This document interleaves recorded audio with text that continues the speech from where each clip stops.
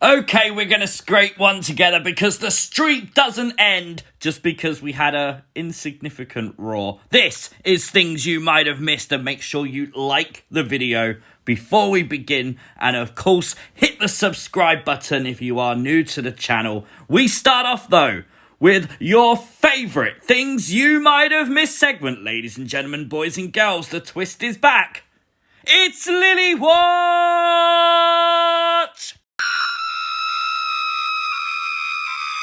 Of course, we had a puppet watch, doll watch sighting of Lily tonight on Raw. Here, it was the first time we saw Lily. You can see her on the very top of your screen in between Reginald and Nia Jax's head. But of course, we saw her a second time on Raw backstage again with Reginald. Again, you can see her in the trunk, just literally past Reginald's jaw, which is kind of cool. Of course, this kind of gives us the hint it's Reginald she's looking at. Now, of course, last week on Raw, Reginald was hit by fire, kind of. He was close to it. He was temporarily blinded, I suppose, by what they called a ring of fire this week. It was not a ring of fire. It wasn't, but that's what happened. This week, however, boom! Everything went bang as Reginald went to leave the entrance ramp. And I like this a lot. Of course, Reginald was meant to be backstage. Shayna threatened him, told him to stay there. He came out anyway. Basically cost Shayna and Nia the match. Shayna hated the idea of Reginald being there. She sent him to the back and Reginald nearly went bye-bye. Like, that thing went bang. Of course, Reginald flung down the ramp, of course, holding his eyes once again, and that did allow NATALYA to basically pick up the pinfall, and that did not leave Shayna Baszler happy. She came over and checked on Reginald, but crucially, she snapped. She literally hoisted Reginald back up and threatened him, and set the stage for next week's Raw, Reginald versus Shayna Baszler. Now that's kind of cool. We'll touch on that a little bit more. But it is now time for the Yowie Wowie moment of the week. And RKO! It had to be Riddle winning the match against Xavier Woods with an RKO. Do you know what? Match of the night by far. Riddle versus Xavier Woods exceeded all expectations. Amazing match.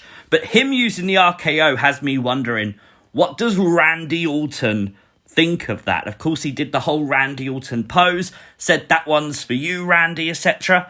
And I just kind of feel like Randy Orton isn't the kind of guy who would, take kindly to being impersonated.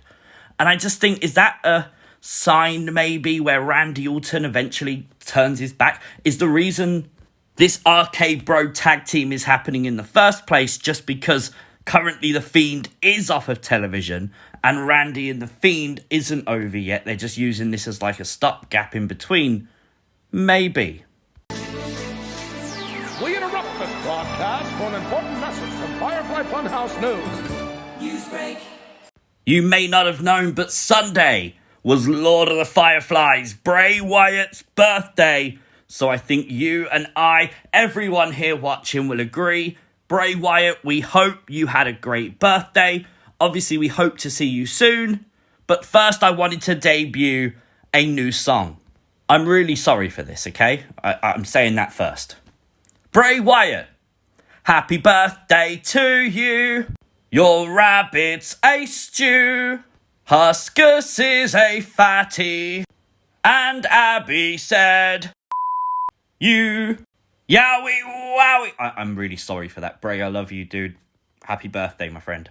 Now, obviously, Raw this week was lacking Alexa Bliss. Although we did get the Lily sightings, there was no sighting of Alexa Bliss. Now, obviously, we know Alexa went to Instagram earlier on today, telling us an update on Larry the pig, her pet. Basically saying that he was in a lot of pain and she was struggling to find vets and stuff. Now, she did say in her statement she was on her way to Monday Night Raw. Obviously, plans change. She may have turned around. She may have gone home. We genuinely, as fans, don't know. And unless Alexa makes that statement, we don't know. That's what a lot of fans right now are presuming. And again, I hope everyone here will join me in saying that I hope Larry the pig is okay. But we have to remain positive and look at next week. And we've definitely got Shayna Baszler versus Reginald. Now, the best thing to do with this is obviously that puts both of them in the ring at the same time. I'm assuming Nia will be involved somehow. Again, that could be a reason for Alexa Bliss to then get involved again. So all attention turns to next week on Raw. Most importantly, whose side does Nia Jax take? We've seen her defend Reginald to Shayna and to everyone. But is she going to do that when her best friend is competing against the man she has this affection for? I don't know. A lot of people right now on Twitter are like theorizing that maybe Shayna Baszler is Lily. I don't know. I haven't seen anything in Lily that would assume that. But the way Shayna is snapping, it's possible. We had the first match announced tonight for Hell in a Cell. Of course, it is Rhea Ripley versus Charlotte Flair for the Raw Women's Championship. No idea why. Last week, Charlotte Flair lost her number one contenders match. So they just redid it this week, and Charlotte, I honestly don't know. Asuka won last week. Why does she not get a shot? It confuses me, but this is the first official match for WWE Hell in a Cell. I'm hoping Rhea Ripley wins it. There's been a lot of talk recently online again about John Cena. Of course, the last time we saw John Cena was in the Firefly Funhouse match, and the fact that Cena could be returning to WWE in time for Fans coming back in July, which makes a lot of sense. They want a big name. I like the idea. Cena has been on record, though, to say if he returns, he wants the story of the Funhouse to continue. The best way I can see them doing that is to let him be NWO Cena. Slightly heelish, cool. Obviously, he doesn't have to be there every week. Just recruit a few people and let it happen. But something you might have missed on Raw tonight was Lashley and MVP. And while they was doing their thing in the ring, MVP used the line, "The champ is here." Now, we all know that is the line of John Cena.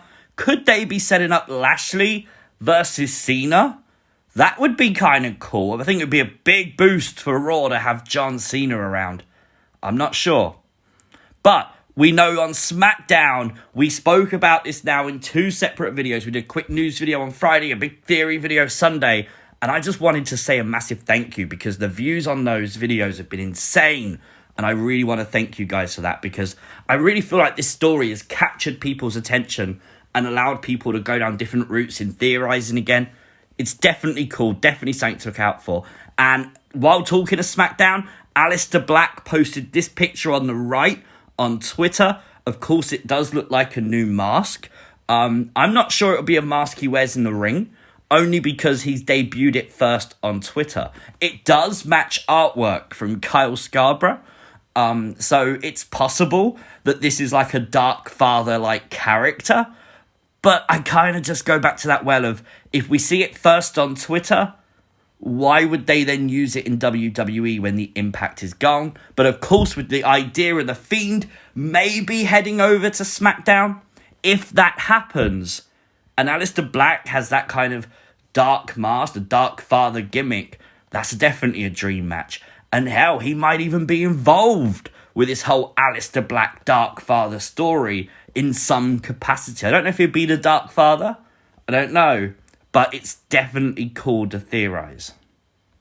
Alexa Bliss has a brand new red carpet Top Slam digital card available right now on the Topps WWE Slam app. I like this. It looks kind of cool. Also, for a long time, we've been talking about Alexa's feet and the shoes she wears, but this is the first image that you can clearly see what is on those shoes. So I thought it's definitely something I want to include because I've never seen this image of Alexa Bliss before and the detailing on the shoes like that ever.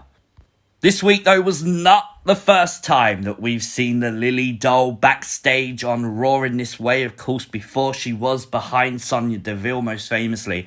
And I really feel like this is something we're forgetting is she did this first. And I think the whole thing with Nia and Shayna, maybe just to split them up. Maybe there is still a story there with Sonya and Charlotte or something. And then this whole thing with Shayna and Reginald and Nia is just to cause a rift between them. And I think that's exactly what's happening.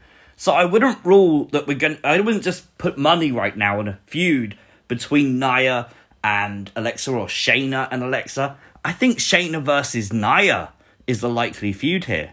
But that's it. That's everything you might have missed. I did include some stuff we don't normally include, just because obviously I wanted to actually give you some content for this week's things you might have missed. Thanks to that, WWE.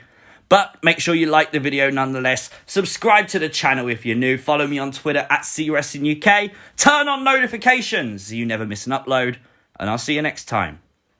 Peace!